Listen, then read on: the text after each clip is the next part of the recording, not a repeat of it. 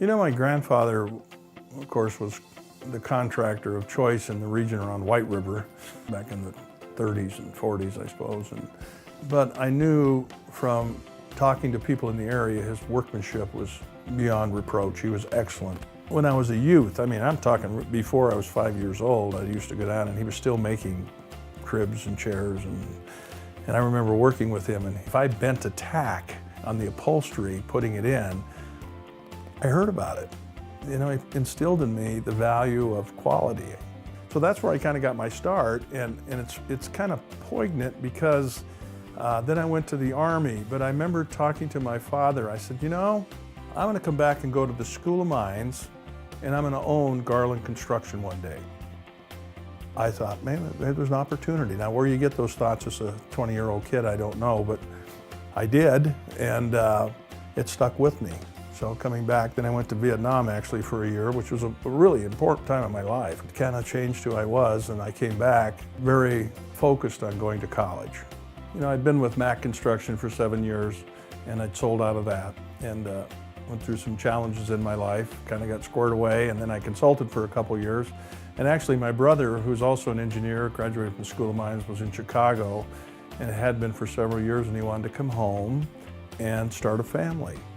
So I said, well, I can bid a couple jobs and we can get a little work so you have some income, and you come on home and we'll have this work, and then you can look for a real job, because I don't think I want to go back into this construction business full time. That was in 1985.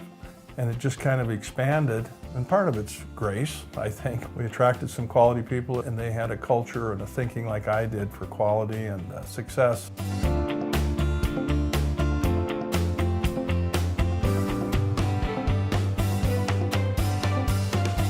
Well, some of the key projects that really shaped our business, it was re-roofing the entire complex at the VA in Hot Springs. Back in those days, I couldn't get a job if it wasn't for the government. The government, if you were qualified and your bid was low, they had to take you.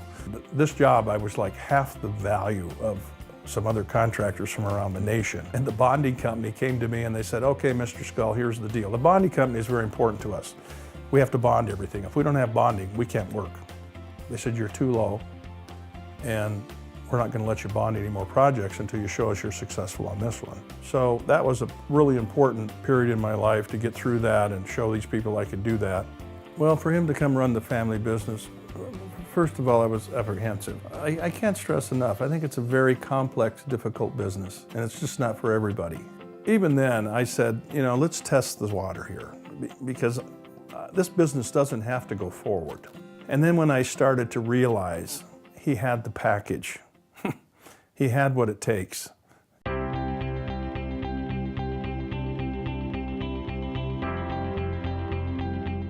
You know, I was always interested in being a part of the family business. It always was really important to me, but I also felt like I needed to go out and see my own things and do some of my own things out there in the world and really make sure that this is what I wanted to do. I just really wasn't happy where I was at in Colorado. I had a wonderful job, but Rapid City was home, South Dakota was home. I called my dad one night and I said, hey Dad, I think I'd like to come home if you'd take me. And he says, yeah, I think now's a good time. When are you gonna start? So next thing you know, I started May 18th of 2003.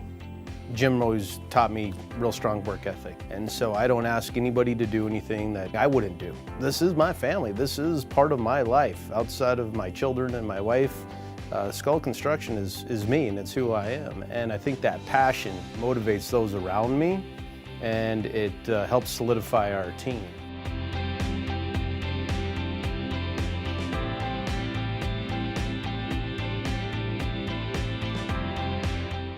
Scull Construction is a family business, and over time we've learned to embrace that to a very high regard. Through our growth of our company, it was all Jim, and as we grew and developed further, other people became very important in the development and the growth of Scull Construction, and we really transferred from an I culture to a we culture.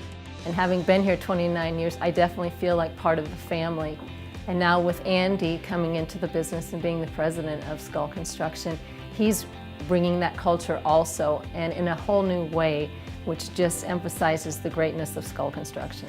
Well, the culture from the beginning, in 1990 when I was a carpenter, I mean, I think we had 30 people at that point in time.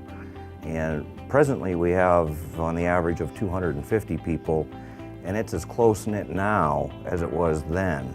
We've really embraced the fact that they are part of our family, they are who we are, and they really carry that family business message beyond Scull Construction, but they also represent Scull as a family. And our employees believe in that, and I think in today's world, a lot of customers and employees like to work for family-based businesses. And I also think another real strong attribute is knowing when to turn business off and family on. Because if you cannot maintain your personal relationship, whatever that may be within your family, the business isn't worth it. So it's really important to find good communication, trust, and honesty in your relationship to be able to maintain two different hats per se in how you run your family business. Well, a family business in this region, any business really probably is your people and how you treat them and how you cultivate and empower them to be all they can be. And Andy's very supportive in what I believe in. You know, he really got it quickly that there were certain people in our organization that really added great value. When we hire somebody at Scull, we want to help them grow as a person and as an employee.